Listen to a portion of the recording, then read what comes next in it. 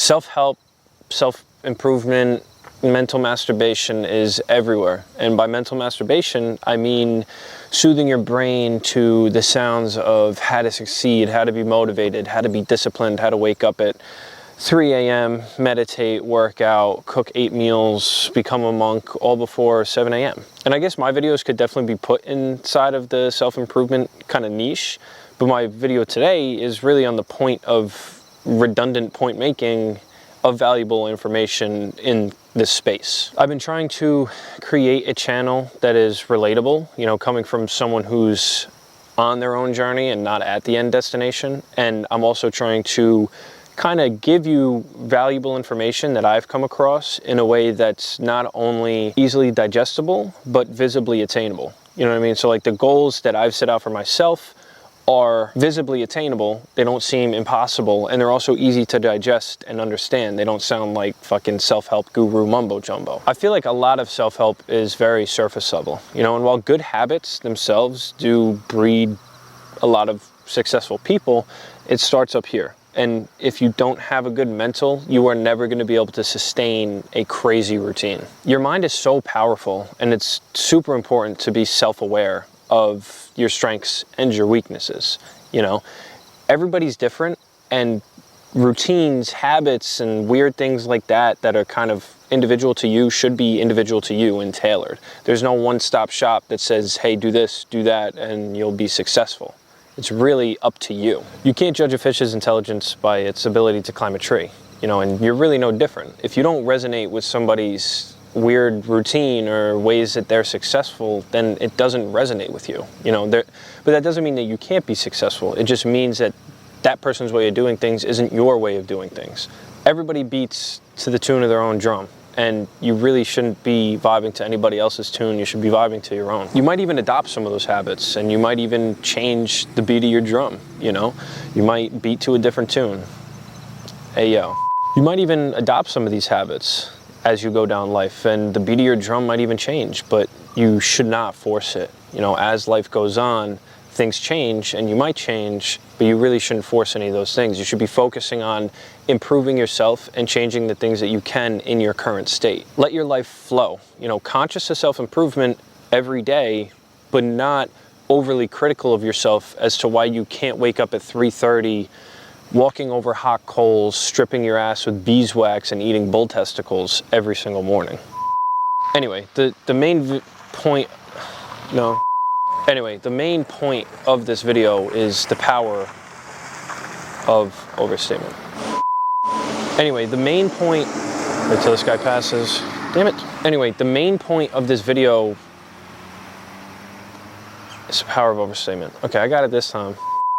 Anyway, the main point of this video is the power of overstatement. And I do think it's great that people have so many avenues and places to look for self-help and guidance nowadays. There's so many channels, and there's so many places to go for that, for people to relate to somebody and eventually, hopefully, improve their lives. My only problem with this is, like I said before, it's very easy to undervalue important messages, you know, especially the more and more and more that they're said. So the more and more channels that are there, the more avenues that people have to listen to this stuff. It's weird, but the less likely they seem to be to listen because it's just all around them. So think of whenever your mom or something would tell you to do something, right? She says, make sure to clean, yada, yada, yada. Okay, Ma, I got you, whatever. And then it's 5 minutes later, make sure you clean this, don't forget. Make sure you clean this, don't forget. Okay, I got you. She texts you, make sure you clean this, don't forget. And you're like, all right, I get it. And then you forget to do it. And you're like, oh, damn. Now, it not only plays into like our value of what's being said, you know what I mean? So like, it's part of it plays into the fact that your mother's telling you to do something for so much, it doesn't become something important of, oh, my mother's telling me to do this. It's just my mother is yelling at me to do something. You know, so the value of what you're understanding and hearing begins to change, and that's kind of why you leave it to the wayside. But another point of it is that we're really less likely to listen the more and more someone either yells at us to do something or just tells us to do something, just because it's like, okay, yeah, I know. Yeah, I got it. I know. And then you wind up forgetting. And I think it's not so different here. Maybe it's ignorance, maybe it's a little bit of arrogance, you know, maybe it's kind of an annoyance in the fact that the person that was telling you this didn't really trust you to do whatever, but it could also play to the fact that, you know, the more something is stated, the less likely that you may be to listen. Especially nowadays, in the days of social media, it's so easy to consume a ton of content, you know, and a lot of this stuff can be very good content, but just because of the fact that we are consuming so much of it, it really decreases its value. I was talking to one of my friends about this, and he made a really good point of saying that surplus decreases value, you know, and it kind of speaks to the quality versus quantity aspect of things. And it feels like right now we're in the quantity aspect of things where we're consuming so much shit, you know what I mean? And right now it just feels like there's a lot of good, valuable information out there that's being kind of thrown to the wayside because there's so much content out there. Just ask yourself the question, how many times a day do you see a mental trick that'll make you millions, or a morning routine, or a do this with me and this is how I'm successful? It's literally all around us. I see it all the time personally. I feel like a lot of the messages that are being relayed nowadays are just being lost, you know, and I've been trying to find relatable ways to get those points across, because being a good man, being a good woman, having a strong moral compass, finding value in things in general, I feel like a lot of that's being lost nowadays, and it's super important for us to try and get that back as a society in general. I feel like we're losing the importance of trying to lead a life of motivated, creative individuals. Just emphasis on the individual part. I feel like we're losing that in these days of social media, and I think it's super important for us to try and get those back. One of the ways that I kind of help myself garner that creative interest again and individuality was I literally deleted social media in the start of the new year with my cousin.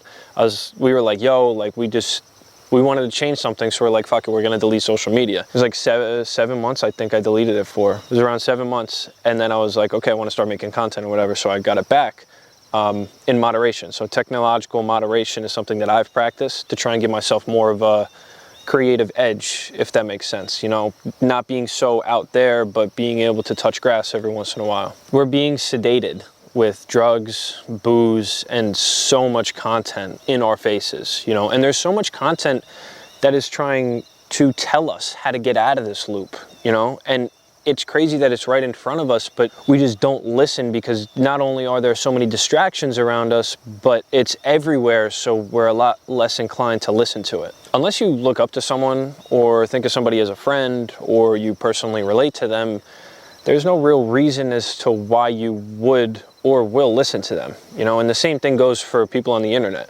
You know what I mean? Like, who am I to you? I'm nobody, you know, so that's where I'm trying to garner the respect of you and relate to you on a personal level, so that you might listen to what I have to say and you might be able to view things in a different light than what's being put out there now. And I hope I can be that person for you. You know, I hope I can kind of maneuver through all the self-help gurus and just speak to you as a human being, as a friend, you know, who's just chilling out and talking to you. I think it's super important because, you know, that's how you relate to people, and that's how you really inspire change in others, in my opinion, is if you can relate to somebody, and I'm hoping I can be that person for you. Not a course seller, not some random talking head on the internet, but just a person who really cares about the betterment of society in general, one person, one change at a time. I do hope that you can kind of look at the self-help and self-improvement space out there and realize that there is good information. As long as you can maneuver through all of the kind of weird morning routine, crazy, unsustainable shit, you'll be able to find a lot of people that you can relate to in this self-help space, you know? And as long as you listen to the valuable information and kind of sift out the bad stuff or the useless content, then you'll really find that you can find things that'll help you. But it's up to you to listen, understand, and then act. You know, it's very easy to just scroll on to the next self-help thing. Oh, okay, there's one. I scroll on to the next one. It's easy to open up another book and mentally masturbate by reading about how successful you can be and yada, yada, yada, and then doing nothing about it. You know, so close the book, shut off the phone, and get up and get out and do it. Act. That is how you will become who you want to be. You know, it's one thing to read it, it's one thing to enjoy it and understand the information, it's another thing to act on it. That is the next step for you to truly grow into who you want to be. And that's where I'm at right now. I'm taking these steps to grow into who I want to be. Let me know what you think about this topic. Let me know if you agree or disagree. I'd love to chop it up with you guys in the comments. With that being said, go check out some of my other videos if you thought this one was dope. And I can't wait to hang out with you guys next week. Peace.